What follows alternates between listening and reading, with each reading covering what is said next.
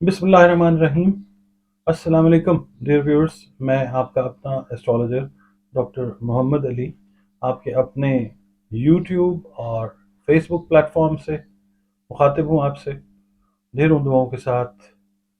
और ये दुआएं आपके लिए, अपने प्यारे पाकिस्तान के लिए, कि अल्लाह ताला हर तरह से खैर के मामला सबके लिए कर दे और आसानियाँ कर दे हमारे लिए। आमीन सुम्मा आमीन। व्यूअर्स, आज का जो टॉपिक है वो काफ़ी अरसे के बाद वो दोबारा उस टॉपिक के ऊपर हम काम करने लगे हैं।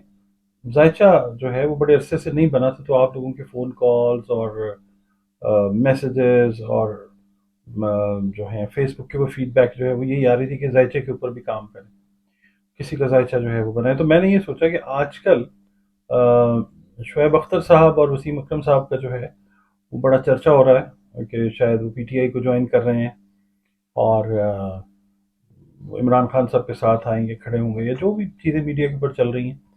तो मैंने ये सोचा कि दोनों बड़ी शख्सियात हैं, लेजेंड्स हैं, पाकिस्तान के लिविंग लेजेंड्स हैं। उन्होंने पाकिस्तान के लिए बहुत सारे जो हैं एजाज़ात कमाए हैं पूरी दुनिया में।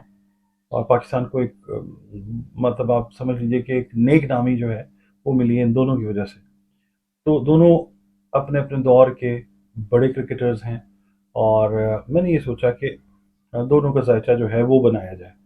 तो जो हमारा ये चैनल है डॉक्टर एम अली एस्ट्रोलॉजर, इस पे मैंने सोचा कि शुएब अख्तर साहब का जायचा जो है वो शेयर करते हैं आपके साथ, देखते हैं कि कुछ चीज़ें आप लोगों के साथ भी शेयर करते हैं।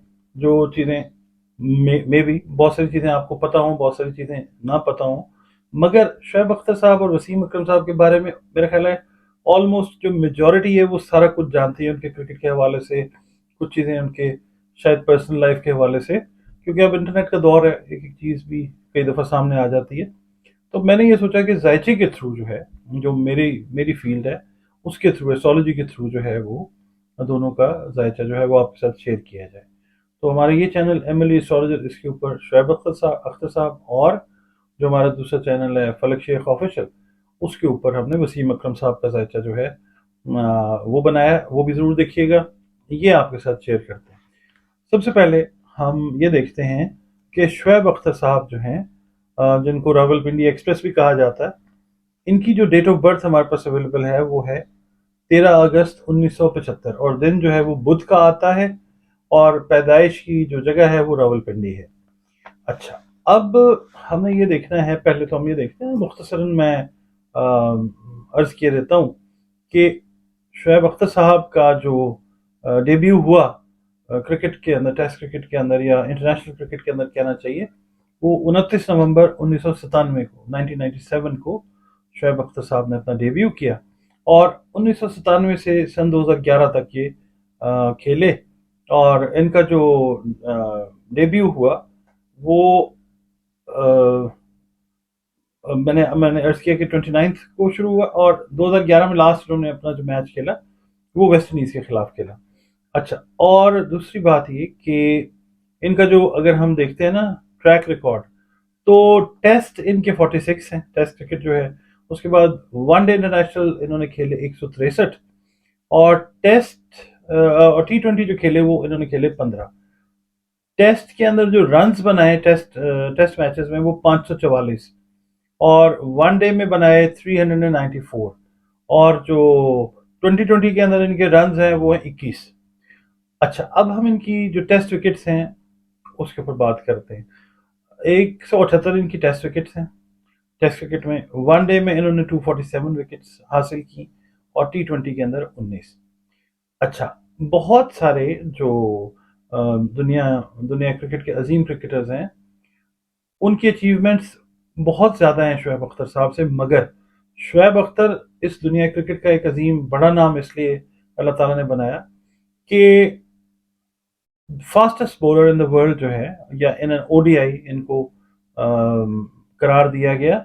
इन्होंने इंग्लैंड के अगेंस्ट जो है वो बॉलिंग की 161.3 किलोमीटर फी घंटा की रफ्तार से, जो तकरीबन बन जाता है 100 कुछ 100.2 या 3 पॉइंट्स के मील के हिसाब से, जो माइल्स पर आवर जो है उसके हिसाब से इन्होंने बॉलिंग की और दुनिया के तेज तरीन बॉलर होने का एहसास लिया।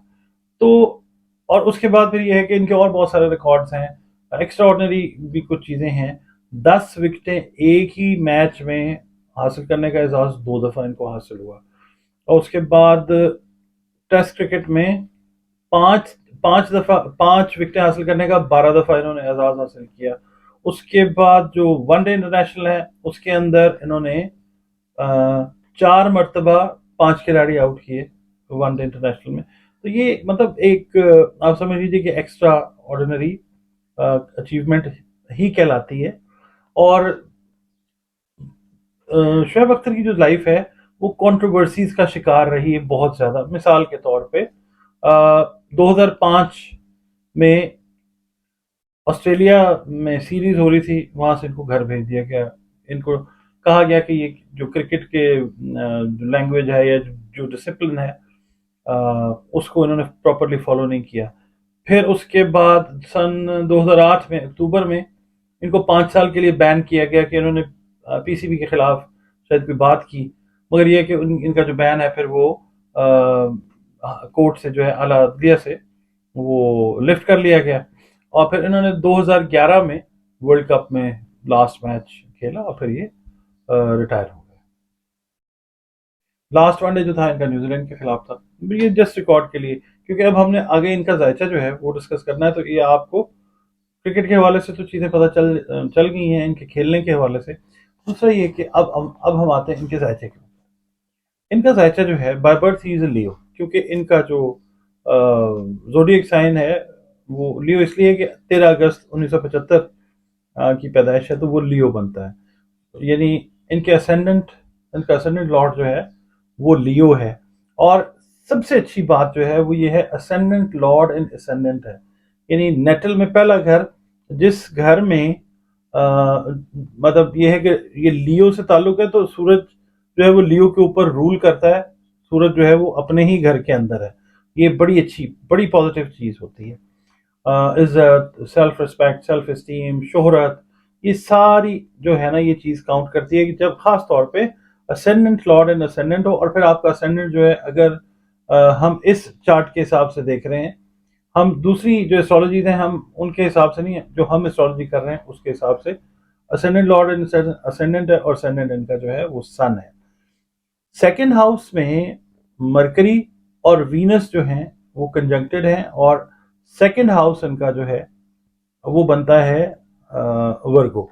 और वर्गो जो है उसके अंदर भी आप ये देखें कि वर्गो का जो लॉर्ड है मरकरी, वो भी अपने घर में मौजूद है। ठीक है, और वो 1.22 डिग्री के ऊपर है।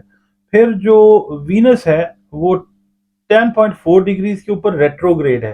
ये चीजें मैं आपको समझाता हूँ कि इसके अंदर क्या मतलब ये जो चीजें आपको समझा रहा हूँ ये मैं आपको समझाऊंगा, कोशिश करूंगा कि मैं ब्रीफली आपको समझाऊं कि ये बताने का मकसद क्या है। उसके बाद जो इनका फोर्थ हाउस है, जिसको मदर्स हाउस भी कहा जाता है, और उस वो है उसके अंदर मून है कंजंक्टेड विद राहु। अच्छा, और मून इन स्कॉर्पियो और कंजंक्टेड विद राहु। 26.44 डिग्री के ऊपर है ये राहु, और 5.3 डिग्रीज के ऊपर जो है वो है मून।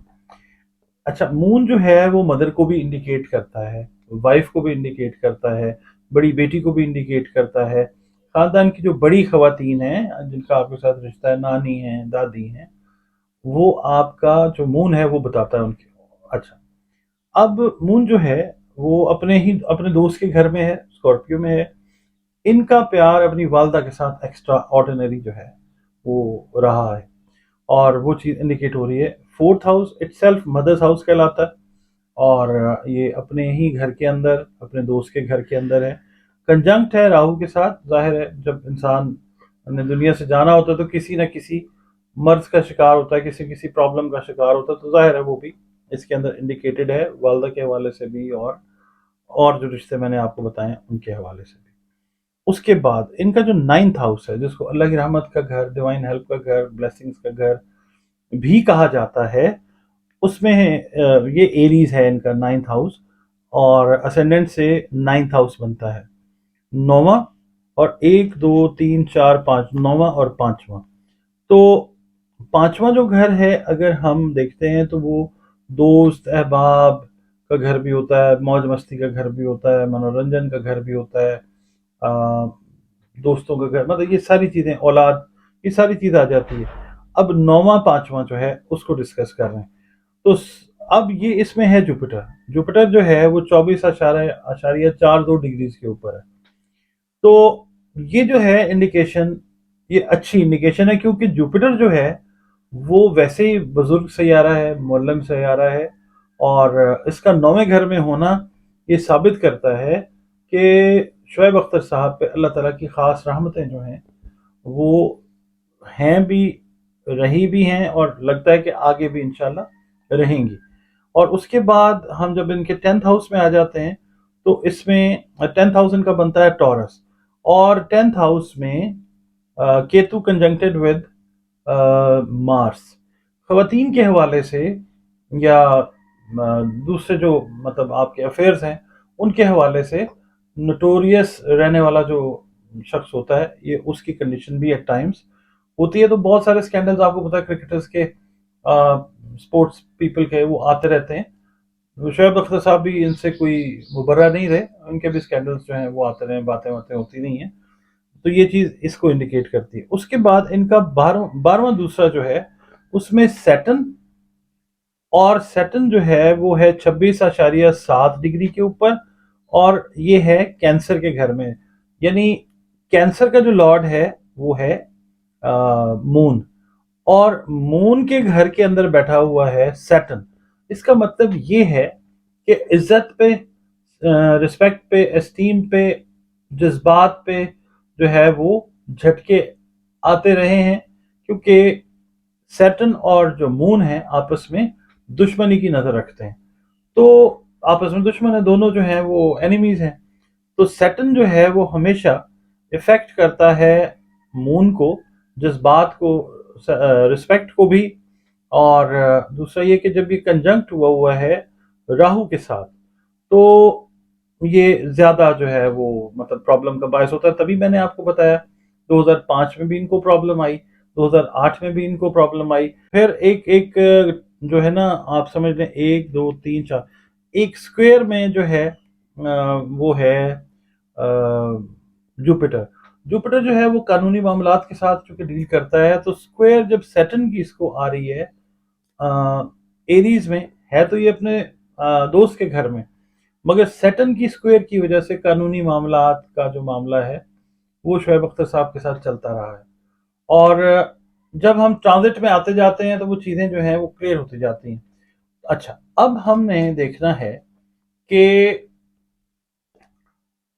इनके बारे में बात हो रही है कि ये सियासत में आ रहे हैं। तो सियासत को हम जब पढ़ते हैं तो वीनस से पढ़ा जाता है। वीनस जो है सियासत का घर है, सियासत इससे पढ़ी जाती है। तो ये बहुत ज्यादा पॉसिबिलिटी है, बहुत ज्यादा पॉसिबिलिटी है कि ये सियासत के अंदर आ सकते हैं, और अमली सियासत के अंदर ये हिस्सा लेते हुए नजर आते हैं, क्योंकि इनका सन से जो दूसरा घर है उसमें वीनस है। वीनस की जो नज़र है वो किसी साइड से भी किसी ऐसे प्लैनेट के साथ नेगेटिव नहीं है जो उसको खराब करता हुआ नजर आए। तो ये सियासत में अगर आते हैं तो ठीक है, और ये लगता है कि आने वाले चंद माह के अंदर आपको वाकई एक्टिव सियासत में नजर आएंगे। ये पीटीआई में जाएं या किसी और के साथ जाएं, बहरहाल आपको ये सियासत के अंदर सरगर्म नजर आ सकते हैं, और बड़े एक्टिव तरीके से कंस्ट्रक्टिव वे में ये आपको सियासत करते हुए नजर आ सकते हैं।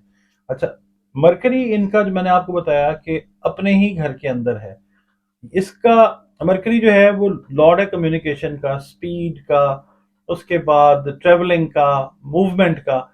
ये इसीलिए दुनिया के फास्टेस्ट बॉलर भी माने गए हैं, क्योंकि इनका मरकरी लॉर्ड जो है वो अपने ही घर में है और वो नेगेटिव नजरात से पाक है।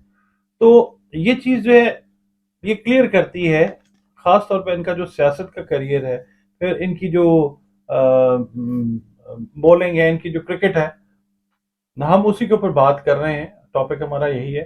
तो कंक्लूड करते हुए मैं आपको ये अर्ज करूंगा जनाब कि शोएब अख्तर साहब अपने जायचे के हिसाब से ये लगता है कि जिस तरह से एक अच्छे बॉलर साबित हुए हैं, एक अच्छे क्रिकेटर, एक नामवर क्रिकेटर साबित हुए हैं, इनका लॉर्ड ऑफ कम्युनिकेशन देखें, ये कमेंटेटर और तज्जिया निगार के तौर के ऊपर भी आपको काम करते हुए नजर आते हैं। इनका वर्बल एक्सप्रेशन बहुत अच्छा है।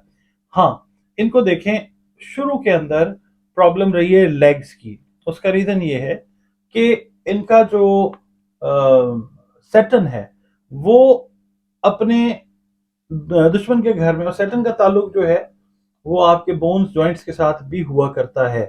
तो ये इस वजह से अर्ली एज में अपना ये इनको प्रॉब्लम रही है भागने की, चलने की, मगर इन्होंने अपना टाइम पैसेज के साथ इस प्रॉब्लम को ओवरकम किया। फिर ये जब जब मून के फेस से निकलते हैं तो फिर ये नाम कमाते हैं। फिर मरकरी जो है वो उसका फेस खासा अरसा इनका जो है वो स्ट्रांग रहता है, फिर ये चलते हैं। मगर इनको जब भी प्रॉब्लम आई तो बोन्स जॉइंट्स की जो है वो लेग्स की, अभी देखिए कि पहले अभी कुछ अर्सा पहले भी इनकी जो सर्जरी है वो लेग से रिलेटेड मामलात में ही हुई है। तो ये है कि लेग्स में बोन्स और जॉइंट्स और बाकी जो बोन्स और जॉइंट्स हैं वो भी अफेक्टेड हो सकते हैं, अल्लाह ना करे, मगर लेग्स का इनका इशू जो है वो शुरू से है और अभी चल रहा है। अच्छा, अब ये कि कंक्लूड करते हैं इसको, व्लॉग को। अ, सियासत इनकी जो है वो भी ठीक नजर आती है, अगर ये सियासत में आते हैं। और हाँ, ये आने वाले चंद माह में आपको सियासत में एक्टिवली पार्टिसिपेट करते हुए नजर आ सकते हैं, ये बात होगी। उसके बाद ये कि खेल के साथ भी ये मुंसलिक रहेंगे, किसी अच्छी पोजीशन के अंदर, किसी अच्छी बड़ी पोजीशन के अंदर ये आपको क्रिकेट के साथ, खेल के साथ अटैच्ड नजर आएंगे। और बाकी ये है कि अल्लाह ताला जो है वो बेहतरीन जानने वाली पाक ज़ात है। ये जायचा है, ये जो कैलकुलेशन है, कैलकुलेशन का इल्म है, और कैलकुलेशन जो है वो इट कैन बी रॉन्ग, गलत भी हो सकती है, मगर जो मोहतात अंदाजे होते हैं हमने वही पेश करने होते हैं। क्योंकि देखिए, जो डॉक्टर्स होते हैं, नामवर डॉक्टर्स होते हैं, सर्जन होते हैं, उन्होंने सारी उम्र पढ़ाई की होती है, प्रैक्टिस की होती हैं। वो भी जब ऑपरेशन थिएटर में जाते हैं, अब तो ये रिवाज है कि लिखवा लिया जाता है बड़े अरसे से मरीज से कि जनाब हम अपनी बेस्ट कोशिश करेंगे, और मगर ये कि फिर भी आप साइन कर देंगे अगर मरीज को कोई लाइफ थ्रेटनिंग इशू हो जाता है, कोई इस तरह की बात हो जाती है, तो हमारे ऊपर जिम्मेदारी नहीं डाली जाएगी। तो वो बेस्ट एफर्ट करते हैं। कई दफ़ा अल्लाह ताला की मर्जी नहीं होती, कई दफ़ा मर्जी होती है, तो जो मरीज है उसकी जान बख्शी जाती है अल्लाह की तरफ से। तो ये जो इल्म है ये भी ऐसा ही इल्म है। और इसके अंदर हमने कमेंट्स आपके देखे, वीडियोस के अंदर आप लोग काफ़ी नाराज़ नजर आए उसके अंदर, मगर ये है कि ये कैलकुलेशन पहले में हम ने हमेशा यही एम्फोसाइज किया है कि ये गलत भी हो सकता है। तो ये है कि इसको हतमी तौर पे मानना जो है वो शिर्क है। हाँ, आप इसको एंजॉय करें। मैंने आपको जो कैलकुलेशन दी है उसको आप देखें और एनालाइज करें। अगर मैं गलत हूँ मुझे बताइए, मुझे भी पता होगा, मैं भी आके आपके सामने कह दूंगा कि हाँ ये कैलकुलेशन की है, गलत हो गया। देखिए, मैथ्स के सम्स आप करते हैं, उसके अंदर तो कई दफ़ा गलती हो जाती है। तो ये कैलकुलेशन है, ठीक है, अलजेब्रा है, ज्योमेट्री है, मैथमेटिक्स है, प्रोबेबिलिटी है, स्टैटिस्टिक्स है, सारा कुछ इसके अंदर है। तो मतलब ये है कि इसको इस तरह इल्म के तौर पे लिया करें, जो कि सही भी हो सकता है और गलत भी। स्टिक करें दुआ के साथ, अल्लाह रब्बुल इज़्ज़त के साथ, और शिर्क से बचें। बाकी आपके लिए दुआओं के साथ जनाब रुखसत होना चाहता हूँ मैं, और आप हमारे लिए दुआ करें, हम आपके लिए दुआ करते हैं, और इस मुल्क पाकिस्तान के लिए दुआ करते हैं। अल्लाह ताला सब की खैर करे, और इजाज़त दीजिए नेक्स्ट वीडियो तक। और हाँ, एक रिक्वेस्ट आपसे ये है कि चैनल अगर आपको पसंद आता है तो इसको सब्सक्राइब कर लें, वीडियो अगर पसंद आती है तो इसको लाइक कर लें, और प्लीज़ इसको शेयर कर लें। बहुत शुक्रिया, अल्लाह हाफ़िज़।